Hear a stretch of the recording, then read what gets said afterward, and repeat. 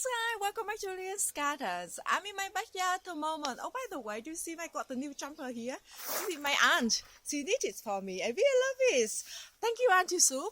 Anyway, the video today, I just want to give you a very quick tour of my blueberry patch. I do have quite a few of the blueberries they are in the raised garden bed here, and I do have a few they are in the container. So we're gonna talk to a little bit about different variety I have in here. And you can see I got all the netting over it. This way I can protect them from the birds because the birds love them. And the first year when I was very at the beginning of very new gardening, and then my neighbor advised me that I should net them. And after that I came out quite late, and the fruit wasn't ripening at that time yet, but they already took day by day, and after that I did it. At the end I just had only a few left, so since then I just always have to net them very early. Anyway, so let me just open all the netting here. Let me swing around. You can see all the netting a little bit. This garden bed here, I got some yakong over here, and the new garden bed here that if you watch my recent video, I planted taro. They do it very well. And on my right side over here, if you watch the video that I planted persimmon tree, it's doing very well. It got some hail damage. Look at that. But it's doing well actually. And on over the trellis, I got the climbing beans go over it, and underneath it I got what is it, cucumber. They don't like the cold, so they only just start growing. And they got some baby cucumber underneath here. Can you see that underneath there? But anyway, let me go back here and show you over to all the netting. So this netting were, I don't know, quite large, were given to me by one of the member of the gardening group.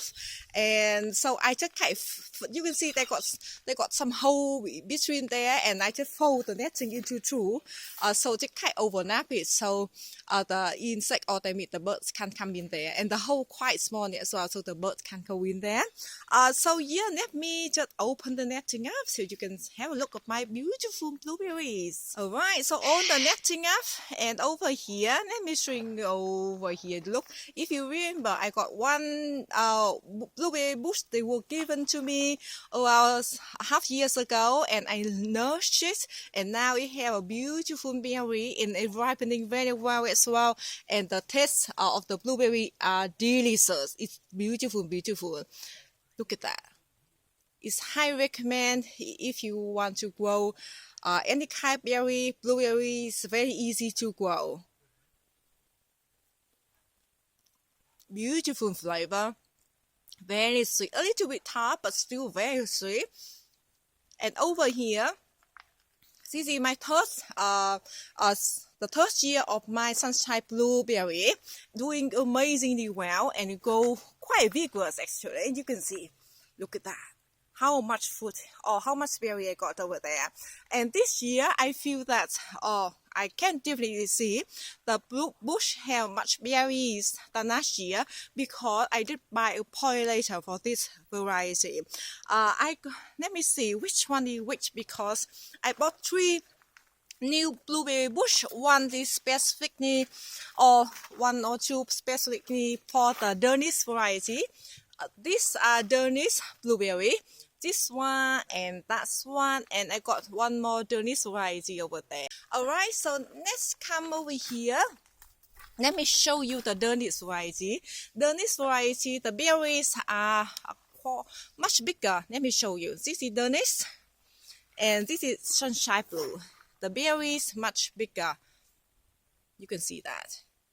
Let me taste this one. Very sweet as well. Very nice, beautiful. I don't know what the difference on the berry, but they all taste so delicious. Alright, and I'm sorry about my sniffling. It's very early in the morning, so I just come out here. Alright, so here another one. This is the new one that I just got in the container here. I just bought beginning of this spring, so 3 months ago or 4 months ago. And this one is called Northern. And it has some berry as well. Let me have a taste. This one very sweet. This one not hard at all. A little bit tart, yeah. But very sweet. This one I feel sweeter than Dennis and sweeter than Sunshine Blue. Then come over here. This one I got another Sunshine Blue. This one the bush a little bit smaller, but again I can see much better crop than last year. Look at that. Alright, this is another Danish. Have a lot of berries than last year. Look at that. And this variety, Blue Rose, and again, I just bought this one just a few months ago, and this one to have pollination for the Danish variety. This is Blue Rose, and over here I got Brigida, and this one I bought for the other variety that I just showed you at the corner over there, Northern blueberry over there.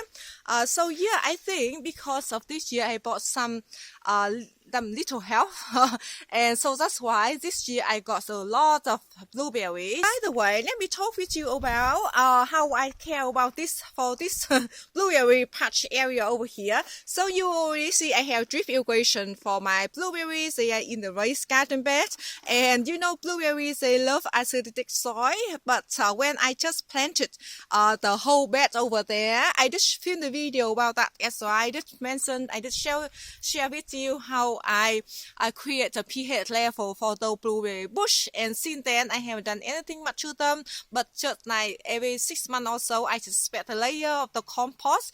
This is own homemade compost. You can see I spread the other day over there, and I just supplement them with the what is this one, the snowy fertilizer for the azania and camellia fertilizer. But sometimes if I don't have those, I go with rose fertilizer as well, and they work very well actually. And they always have water, you know, every 3 or 4 days they got very deep soak of the drip irrigation. And the same for the container over there. I do have that drip like drip to go to that container. That one I haven't done for that one yet. But for this garden bed, when I move it big blueberry bush in here, I just mix some what is that? I mix some peat moss in this just in this area to plant the blueberry bush. Since then I haven't done anything, but I did give it some fertilizer. You can see the fertilizer over there, and some compost that corner over there. That's it. So we just kind of just initiate to give it some like acidic base. Like I add some peat moss, and since then I haven't done anything, and it's doing very well. This one I think when I repot this one, I did just use a normal potting mix, I guess, and I add some compost, and I add some snowy fertilizer, azania camellia fertilizer, and it's doing amazingly well. This one I need to run the drip irrigation for this one though, so I don't have to sit after it when done, and I won't have to carry the bucket out for waters. So this container and the other one as well.